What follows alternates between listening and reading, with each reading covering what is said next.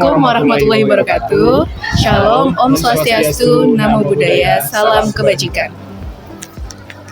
Perkenalkan, nama saya Muhammad Haikal Rivaldo dan di sini ada teman-teman saya. Ya, silakan. Saya Ajeng Dinda Wulansari. Saya Faiz Najina Suloh. Oke, jadi dalam video ini kelompok kami akan memaparkan apa sih pemerintahan demokrasi menurut DN Aidin.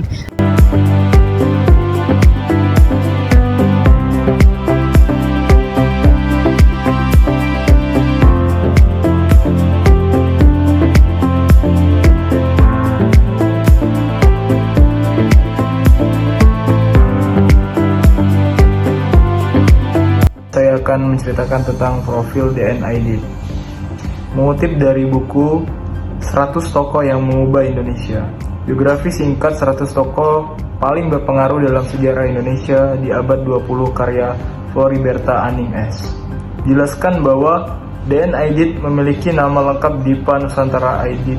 Sosoknya berasal dari Belitung dan lahir pada 30 Juli 1923 silam.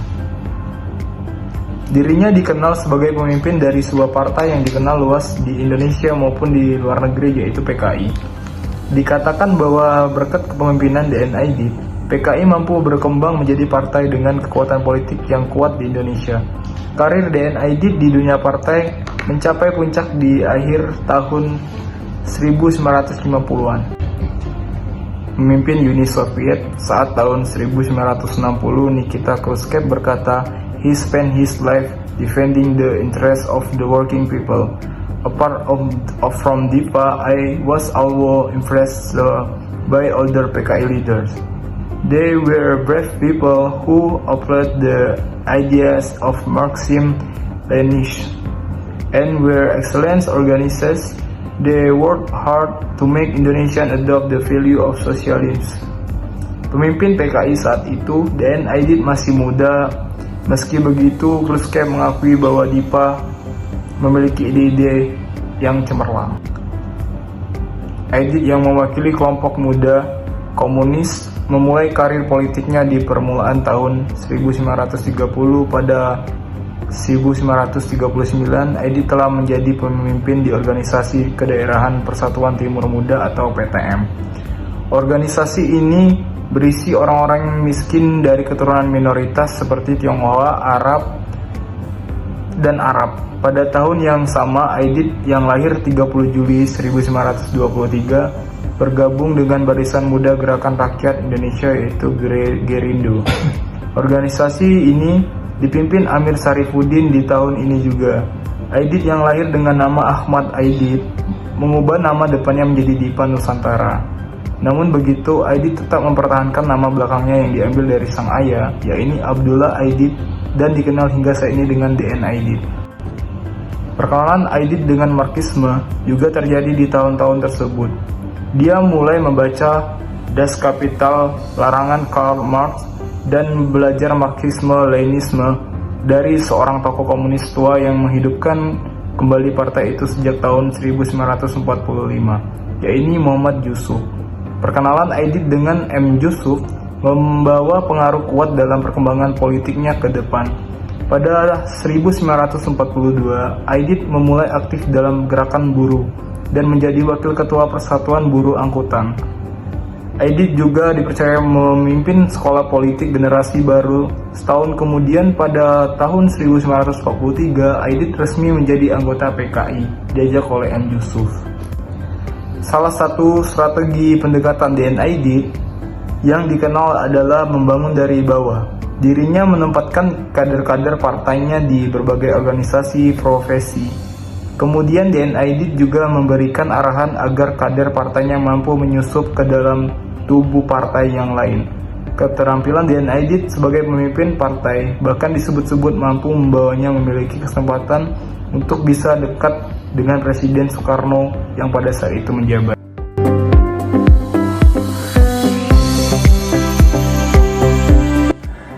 Buku Menempuh Jalan Rakyat ini merupakan karya penting DN Aidit yang merupakan pidato yang disampaikan pada tanggal 26 Mei 1952.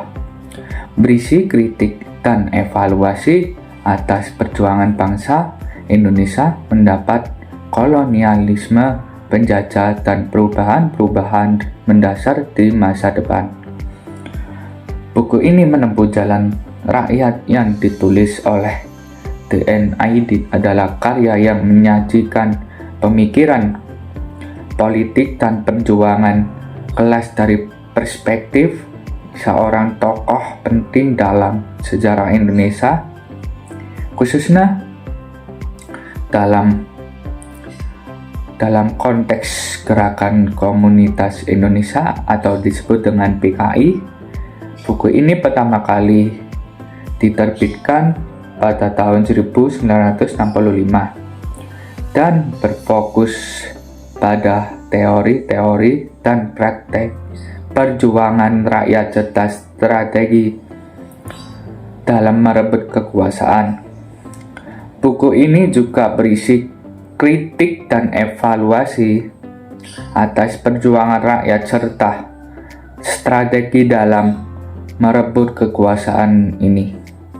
Buku ini juga berisi kritik dan evaluasi atas perjuangan bangsa-bangsa Indonesia menghadapi kolonialisme, penjajahan, dan serta perubahan-perubahan mendasar yang perlu dilakukan di masa depan ini.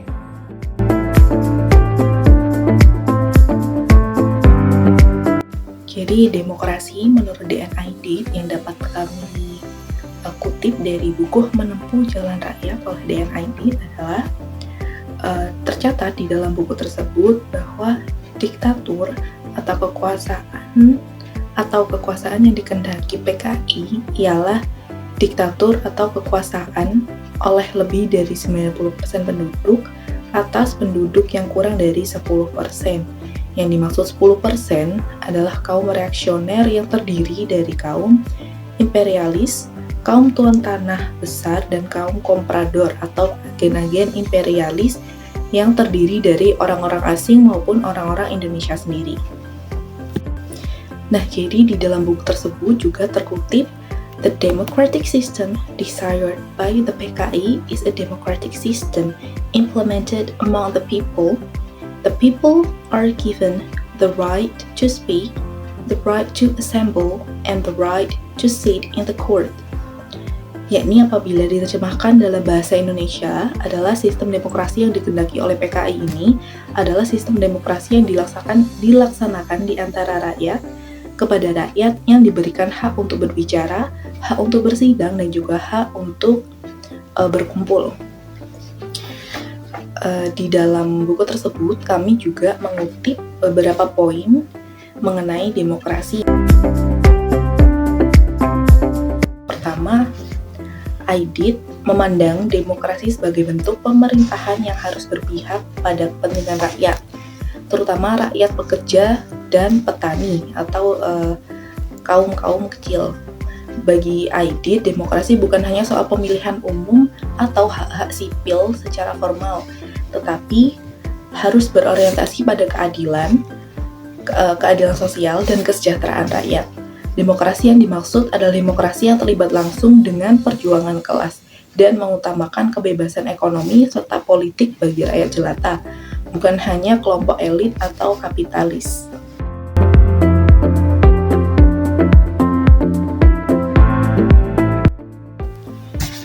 Di poin kedua tentang demokrasi, menurut Aidit, demokrasi yang sejati hanya dapat terwujud dalam masyarakat yang telah mengalami revolusi sosial. Dalam hal ini, demokrasi tidak dapat dipisahkan dari proses revolusi proletariat yang akan menggulingkan struktur sosial yang ada. PKI menganggap demokrasi sebagai salah satu tahapan menuju sosialisme, di mana rakyat harus bersatu untuk merebut kekuasaan dari golongan yang menindas, seperti imperialisme dan feodalisme.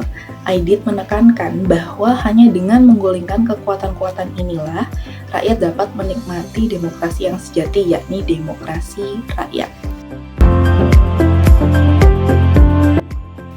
Pada poin ketiga, dalam perspektif Aidit, demokrasi dalam konteks Indonesia adalah demokrasi yang mengutamakan kepentingan kelas buruh dan petani yang menjadi mayoritas rakyat Indonesia pada waktu itu.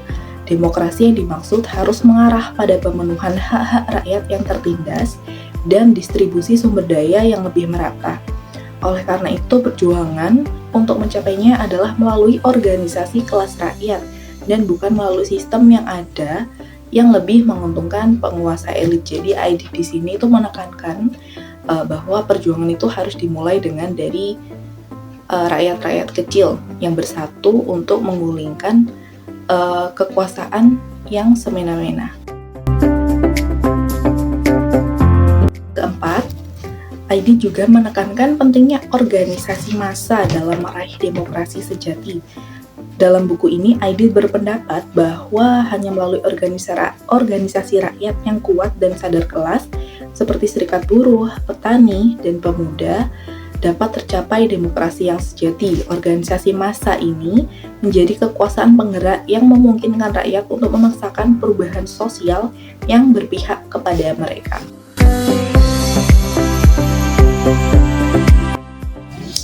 Di poin kelima, ID juga mengkritik demokrasi formal yang diterapkan oleh sistem kapitalisme. Karena menurutnya sistem demokrasi formal tersebut hanya menutupi ketimpangan sosial dan penindasan terhadap rakyat kecil.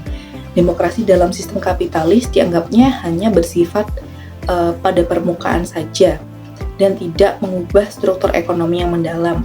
Untuk itu, Aidit menyarankan bahwa demokrasi harus diterjemahkan dalam bentuk perubahan sosial radikal yang mengarah pada penghapusan sistem kapitalisme dan imperialisme.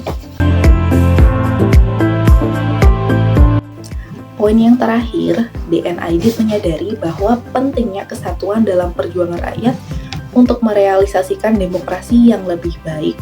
Dalam buku ini, ia mengajak seluruh rakyat Indonesia dari berbagai golongan dan kelompok untuk bersatu dalam menghadapi penindasan dan memerangi imperialisme serta feodalisme.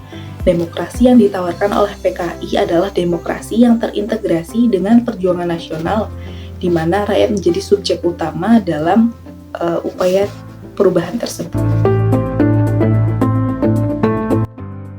Oke, jadi dari beberapa penjelasan kami sebelumnya dapat kami simpulkan dan kami mau wrap up beberapa materi, yakni pemikiran ID tentang demokrasi dalam buku Menempuh Jalan Rakyat adalah demokrasi yang revolusioner dan berpihak pada rakyat jelata atau rakyat kecil. Bagi ID, demokrasi tidak hanya terbatas pada pemilu atau hak sipil formal saja, tapi harus melibatkan perjuangan kelas yang berpuncak pada penghapusan penindasan dan ketimpangan sosial yang dialami oleh rakyat-rakyat yang kecil. Demokrasi ini hanya dapat terwujud setelah terjadinya perubahan sosial yang menggulingkan struktur kekuasaan yang ada, yang dianggap menindas rakyat. Jadi, dalam pandangan ID, demokrasi adalah instrumen untuk mewujudkan keadilan sosial dan kesejahteraan ekonomi yang hanya bisa tercapai melalui revolusi sosial yang mengusung kepentingan rakyat kecil seperti pekerja dan petani. Demikian pemaparan video dari kelompok kami. Kurang lebihnya mohon dimaafkan apabila ada kesalahan perkataan dan perbuatan dari kami.